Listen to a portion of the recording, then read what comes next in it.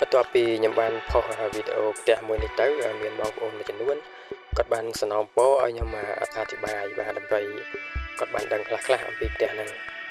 បាទអញ្ចឹងវីដេអូនេះគឺធ្វើទៅតាមសនំពររបស់គាត់បាទផ្ទះនេះគឺស្ថិតនៅព្រំប្រទល់រវាងស្រុកសពៅលូននិងម៉ាឡាយនៅចំព្រំប្រទល់ម្ដងផ្ទះនេះគឺជាប្រភេទផ្ទះកពើហាដែលអត់មានសញ្ញាពេញខាងមុខទេផ្ទះនេះគឺអត់សូវមានគេធ្វើទេបាទតែមានមួយហើយទំហំផ្ទះនេះដែរគឺទទឹងវា6ម៉ែត្រដោយវា10ម៉ែត្របាទក្នុងសម្រាប់ប្រវែងក្រៅគឺ12តឹកគុណនឹង6ពីតឹកមានបន្ទប់គេង2ក្នុងបន្ទប់គេងនីមួយៗមានបន្ទប់ទឹកមួយហើយនឹងបន្ទប់ទទួលភ្ញៀវមួយអត់មានផ្ទះបាយទេបាទសម្រាប់ការតុបតែងវិញផ្នែកខាងមុខនេះយើងលេងជាបង្អួចបញ្ឈរភ្លោះ3ហើយនឹងបិទក្រងថ្មនៅក្នុង frame ជាលក្ខណៈបញ្ឈរសម្រាប់ទ្វារមុខម្ចាស់ផ្ទះគាត់ជ្រើសយកជាទ្វារសុវត្ថិភាពហើយយើងតុបតែងដោយជ្រីនិងកាត់ពណ៌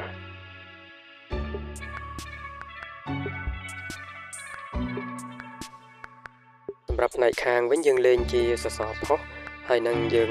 លម្អបង្អួចហើយនឹងកែវពន្លឺដោយការចាប់ស៊ុំ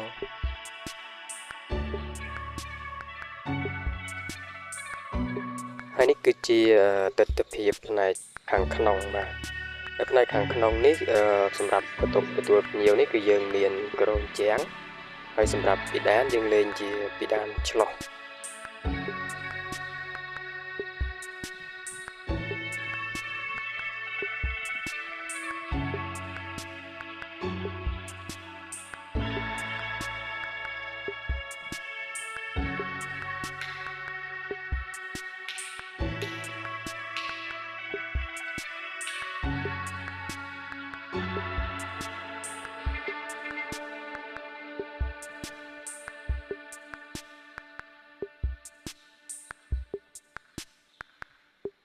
ចំពោះទ្វារបន្ទប់នេះយើងប្រើជាទ្វារឈើហើយយើងលាបស្លឹកយកពណ៌ធម្មជាតិ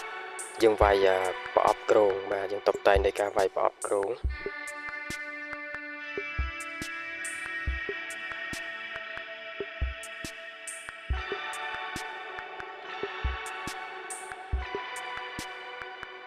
ហើយនៅក្នុងបន្ទប់នេះអត់មានក្រោនជាងទេប៉ុន្តែយើងមានជាជ្រីជើងជាងការតុបតែងស្អាតបងប្អូនអាចមើលជាគំរូបាន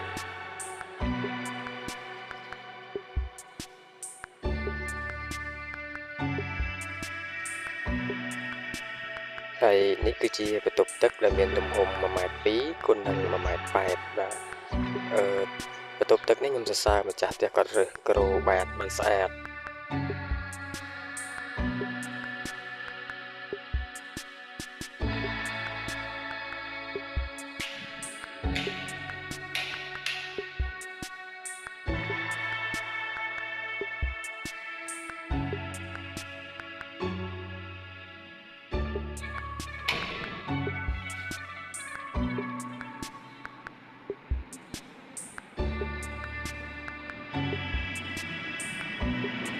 បន្ទប់ពីរនេះទំហំ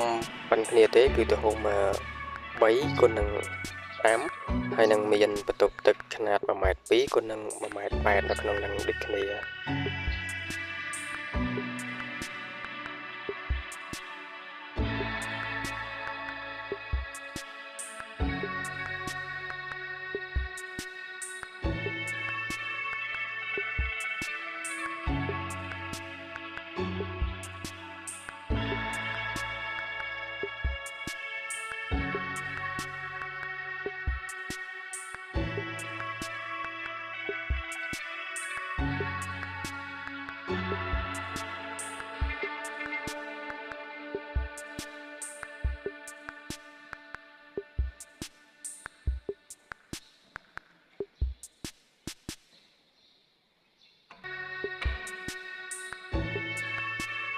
សម្រាប់ទ្វារក្រោយនេះយើងប្រើជាទ្វារដែកស្លឹកតោន